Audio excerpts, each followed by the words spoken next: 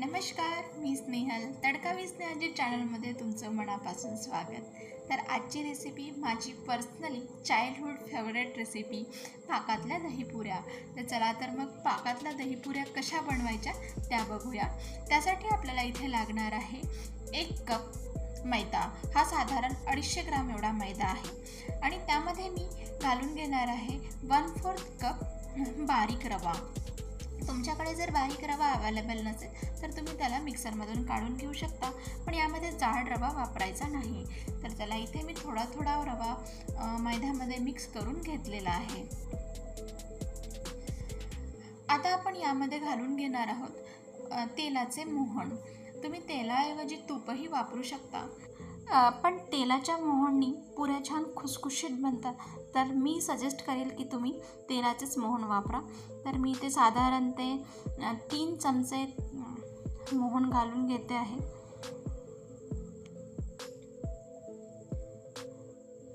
मोहन मी छान घालून घेतलेलं आहे आणि तेल अगदी कडकडीत गरम झालेलं आहे.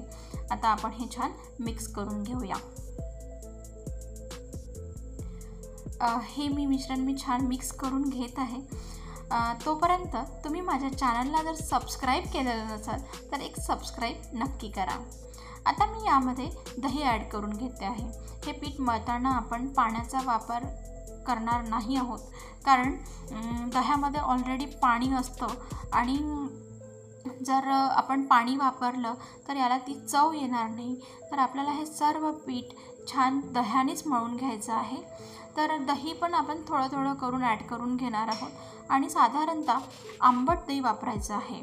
तर इथे आपण पोळीला जे आपण कणिक मळतो तसंच मी इथे मळून घेतलेलं आहे आणि आता याला आपण अर्धा तास रेस्ट करायला ठेवणार आहोत. तर इथे अर्धा तास झालेला आहे आणि पीठ छान सेट झालेलं आहे आणि हे छान लुसलुशीत पण झालेलं आहे. आता आपण याच्या पुऱ्या लाटून घेणार आहोत. तर इथे मी पुऱ्या लाटायची तुम्हाला एक सोपी आणि सरळ पद्धत दाखवते आहे.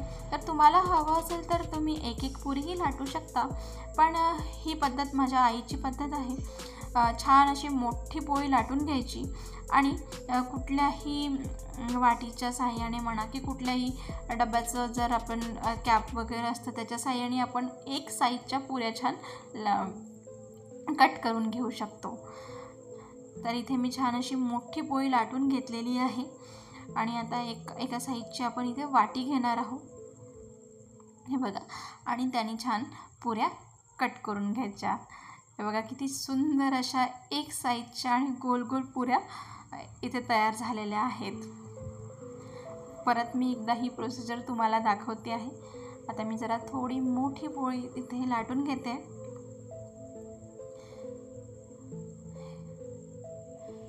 ही रेसिपी मुलांना खूप आवडतं आणि याची चव म्हणाल तर आंबट आणि गोड, खायला अतिशय चविष्ट ह्या दहीपुऱ्या तयार होतात.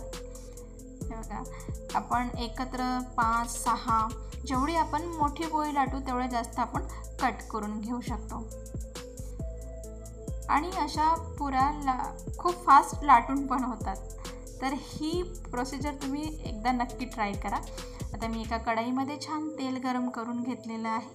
आता आपण एक करून पूर्ण पुऱ्या तळून घेणार आहोत. पुऱ्या तळताना एकत्र 3 ते 4 पुऱ्या एवढा टाकायचा नाही. 1 2 पुऱ्या करूनच तळून घ्यायच्या आहे. आणि या पुरीचं असं ना की ती पुरी छान अशी फुगलीच पाहिजे असं नाही. जर पुरी छान फुगली तर उत्तमच, आणि नसेल फुगली तरीही ती तेवढीच स्वादिष्ट होतं. त्याच्यामुळे फक्त याला छान आपण शिजवून घेणार आहोत तेलामध्ये.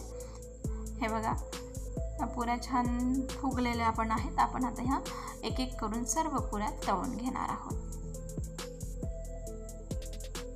आणि कुठलाही तळण करताना तेलाचा वापर अगदी कमी करायचा. त्याने कारण काय होईल ना की ते एकदा वापरलेलं तेल वारंवार यूज करण्यामध्ये येणार नाही. आता मी ते हा साधारण जो आपण नॉर्मली गुलाबजामुनसाठी पाक घेतो तोच पाक इथे मी वापरलेला आहे. आणि आता या पुऱ्या आपण या पाकामध्ये साधारणतः 1 मिनिट डीप करून ठेवणार आहोत. आता या डीप करून छान 1 मिनिट झालेला आहे आता आपण या पुऱ्या पाकातून काढून घेणार आहोत. तर एक एक करून छान ही पुरी काढून घ्यायची.